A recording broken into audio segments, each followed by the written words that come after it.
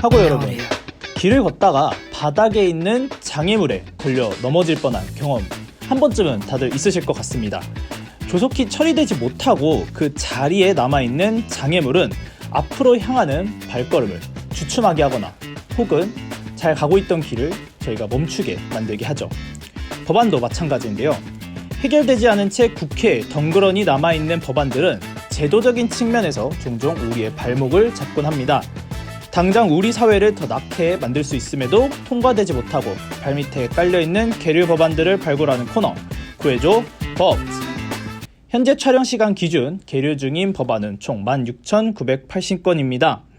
출연진 먼저 소개해드리겠습니다. 앞선 코너와 마찬가지로 오늘도 역시 장경진, 홍혁지하고 나와주셨습니다. 안녕하세요. 안녕하세요. 그리고 저는 오랜만에 구해줘 법제 MC를 맡고 있는 유종현입니다. 지금부터 수많은 계류 의안들 중에서 당장 우리 사회에 통과돼서 필요하다라고 생각하는 법안들을 두 팀이 하나씩 선정해 소개해드릴 예정입니다. 그리고 그 각자가 왜 이게 더 통과가 돼야 되는가를 아주 적극적으로 어필할 예정인데요. 이 영상을 보고 계신 청취자분들께서도 두 얘기를 들으면서 무엇이 더 시급한 것인지 한번 이렇게 댓글로 반응을 남겨주시면 감사하겠습니다. 오늘 소개해드리는 모든 계류 법안들은 국회 의안정보 시스템에서 확인할 수 있습니다. 그럼 본격적으로 구해줘 법즈 시작해 볼 건데요. 먼저 장경진 하고 팀부터 한번 들어볼게요. 오늘 어떤 의안을 가져오셨나요?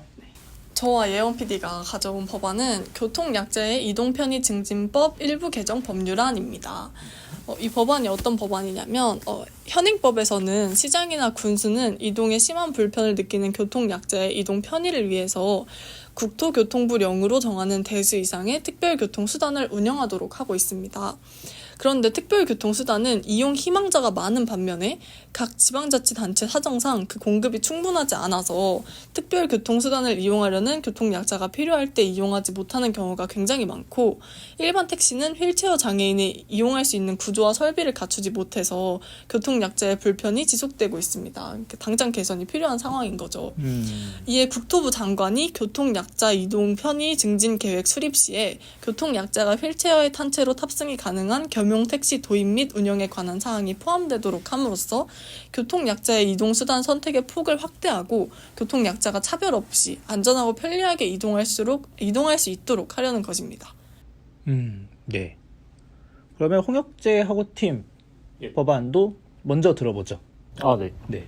저희는 이번에 마약류 관리에 관한 법률 일부 개정 법률안을 갖고 왔습니다. 네. 이제 현행법은 의사, 치과 의사 등의 마약류 취급 의료업자가 아니면 의료나 동물 진료를 목적으로 마약 또는 향정신성 의약품을 투약 또는 제공하거나 마약 또는 향정신성 의약품을 기재한 처방전 발급을 금지하고 있습니다. 네. 그러나 치과 의사를 포함해서 의사가 본인에게 마약 또는 향정신성 의약품을 직접 처방하는 셀프 처방 횟수가 이제 2000년에는 7,795명, 이제 21년에도 7,651명, 22년엔 8,237명 등 이제 매년 8,000명 내외의 의사가 자신에게 마약류를 처방하고 있으며, 이는 마약류 불법 유통 사각지대에 놓여 있으나 이에 대한 규정은 이제 없는 실정입니다. 그래서 이제 해외 입법례를 감안해서 이제 마약류 취급 의료업자가 자신이나 민법에 규정된 가족에게 마약 또는 향정신성 의약품의 투약 등을 금지하도록 하여 마약류의 오남용을 방지하고자 합니다. 그렇군요. 굉장히 또 최근 이슈랑도 많이 연결되어 있는 걸 갖고 오셨네요. 오늘도 두 분께서 정말 사회에 당장 언급하셨지만 당장 필요하다라고 언급을 해주셨습니다. 먼저 장경진하고부터 생각을 좀 들어볼까요? 네, 우선 저희 법안의 좀 중요성을 강조해보자면, 현재 우리 운영되고 있는 이런 특수교통수단에 대한 대기 시간이 평균적으로 얼마나 걸리는지 알고 계십니까? 조금 상황에 따라 많이 편차가 있을 것 같기는 한데, 근데 모르겠어요. 제 그냥 경험담에서는 생각보다 많이 그렇게 일상적으로 보이진 않아서 좀 힘드시지 않을까라는 어려움 잡아서. 네. 거의 40분이 넘는다고 합니다. 평균 시간이고 이것보다 더 오래 걸릴 때는 몇 시간씩 대기를 해야 되는 상황도 발생을 하고 있는데요. 이런 대기 시간이 좀 문제가 있다라고 사회에서 집중을 하니까 서울시가 9월부터 장애인 콜택시 운영 대수를 단계적으로 늘리겠다라는 계획을 했는데 그 계획을 한 것을 보면 이 상황이 얼마나 심각한지를 또 알 수 있습니다. 서울시가 우선 목표가 있을 거 아닙니까? 이렇게 늘리는 데에는 그 목표가 그 전체 대기 시간 평균을 30분대로 늦추자는 것이 목표입니다. 10분. 그렇죠. 그러니까 낮춰도 30분이다라는 얘기고 또 이걸 위해서 30대를 추가 운영을 하겠다. 택시 30대를. 그래서 총 692대를 운영하겠다라고 말을 했는데요. 지금 현재 장애인 콜택시 법정 운영 기준이 장애 정도가 심한 보행상 장애인 150명당 한 대라고 규정을 하고 있습니다. 그러니까 현행법 상으로는 서울시의 경우 150명당 한 대씩만을 하면 문제가 없다라는 것이죠. 그런데 150명의 장애인이 이동을 하는데 한 대만으로 당연히 얼마나 큰 불편함이 있겠습니까? 특히 그 운행을 하는 기사가 쉬는 날에는 아예 그 하루엔 아예 운행을 안 하는 그렇죠. 그렇게 되는 게 거죠. 되기 때문에 그들이 이제 돌아가면서 쉬면 돌아가면서 쉬는 만큼 또 장애인들이 그 택시를 이용을 할 수 없는 겁니다. 네. 그래서 이런 식으로 장애인 콜택시의 이용은 또 꾸준히 늘고 있는데 그거에 맞춰지지 않고 이게 보장이 안 되고 있는 상황인 거죠. 그런데 생각을 해봅시다. 서울이 이 정도인데 다른 지역은 얼마나 더 큰 불편함을 겪고 있을까. 그렇기 때문에 이게 법적으로 훨씬 더 많은 이용을 할 수 있도록 보완을 해야 한다라는 말씀 드리고 싶습니다. 혹시하고 해당 법안을 이제 들으셨는데 뭐 어떤 생각이 있으신가요? 그래도 진짜 안타까운 상황이긴 하지만 그래도 뭔가 하려고 하는 뭔가 추가도 하고 이러고 살짝 긍정적인 것 같아요. 필요하다고 느끼신다. 네, 왜냐면 저희 법안 같은 경우에는 아예 그러한 법안 자체가 없기 때문에 네, 그리고 또 이제 해당 법안에 대해서 좀만 더 말씀을 드리자면 예. 아까 특별 교통 수단이라고 하셨잖아요. 그게 지금 있긴 한데 이제 그거 말고 이제 겸용 택시를 이제 도입을 하자라는 그런 말씀으로 알아들었는데 그거와 같은 경우에는 이제 그러면 이제 일반 승객이 탑승하는 그런 대용 택시들을 이제 개조를 해가지고 이제 겸용 택시를 만들자 이런 건데 사실 그렇게 되면은 이제 아무래도 일반 승객이 탈 수 있는 공간은 줄어들게 되어서 이제 휠체어를 탑승하지 않는 승객의 입장에서는 이제 이용이 불편하다고 느낄 여지가 있습니다. 그래서 이제 일반 승객의 이용률이 감소할 가능성이 있어서 이게 택시 운송 사업자의 입장에서는 자기도 어쨌든 이익을 추구하는 입장이기 때문에 이제 겸용 택시 도입에 적극적이지 않을 가능성이 있어서 아무래도 이제 겸용 택시를 이렇게 새로 만들다기보다는 아예 특별 교통 수단을 더 늘리는 방향이 좀 더 적합하지 않을까라는 생각이 듭니다. 늘리는 것도 당연히 시행이 되어야 하는 것은 맞지만 그 부분에 대해서는 지금 현재 추진하고 있는 사업이 있고 점차 더 늘어날 수 있다고 생각을 합니다. 하지만 그게 아무리 늘어난다고 한들 장애인들이 그 택시만 이용을 할 수 있다면 그 수요가 완벽하게 충족될 수는 없다고 생각합니다. 그렇기 때문에 현재 많이 있는 일반 택시들도 장애인들이 좀 원활히 이용할 수 있도록 하자라는 게 이 법안의 핵심이기 때문에 저는 이 법안이 꼭 필요하다고 생각을 하고요.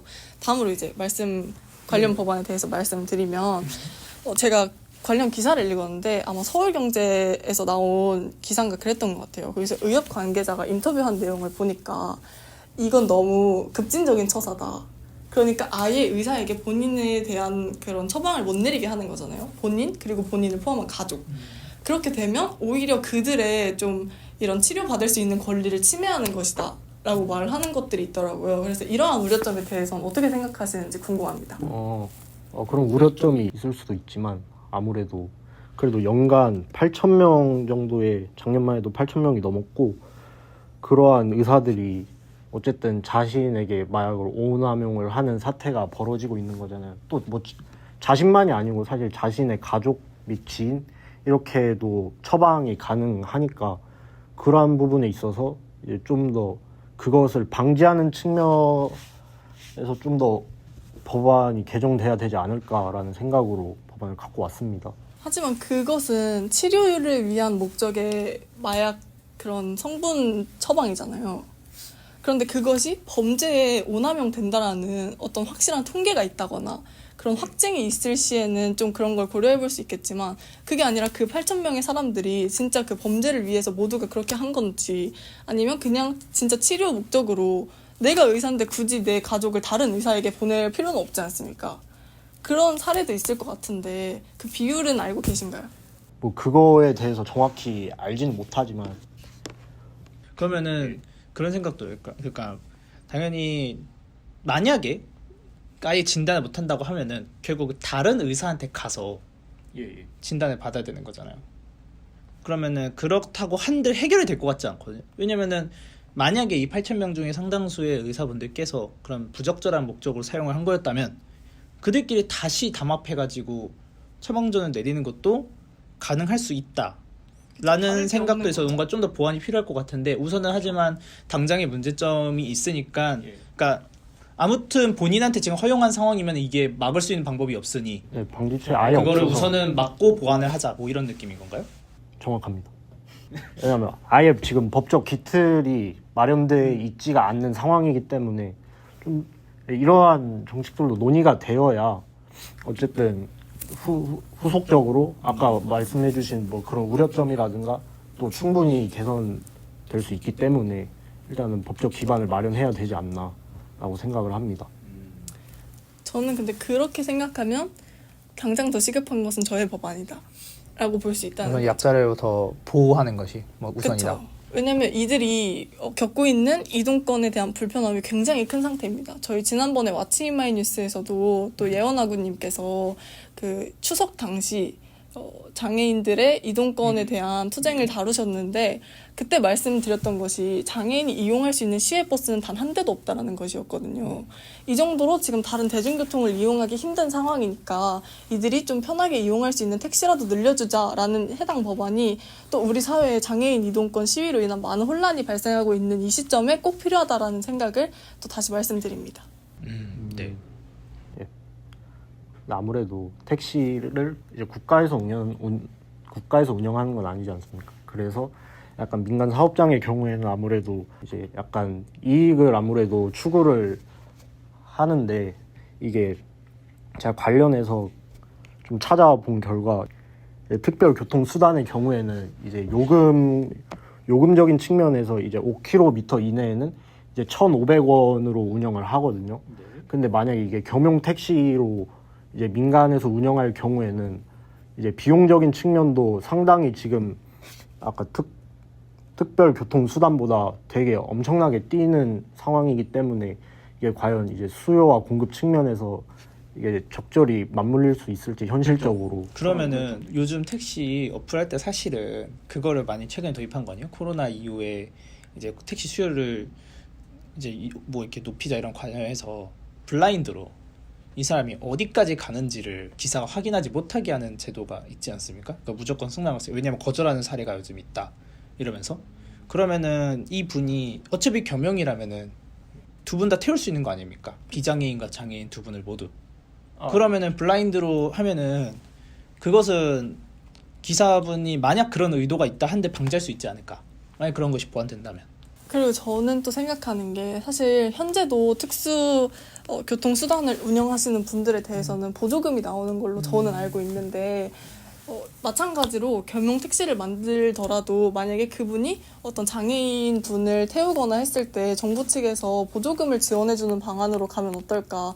왜냐면 말씀해주신 대로 상업적인 것에 대한 좀 불안함이 있다면 이런 것도 또 하나의 방법이 될 수 있다라는 생각을 하면서 특히 이런 법안이 마련될 때는 당연히 그쪽에 대한 논의가 이뤄질 수밖에 없기 때문에 이러한 이 법안이 또 통과되는 과정에서 또 이렇게 보완이 되고 수정이 될 거라고 저는 생각을 하기 때문에 그렇게 걱정하시는 부분은 충분히 해결할 수 있는 문제다라고 말씀드리고 싶습니다. 네.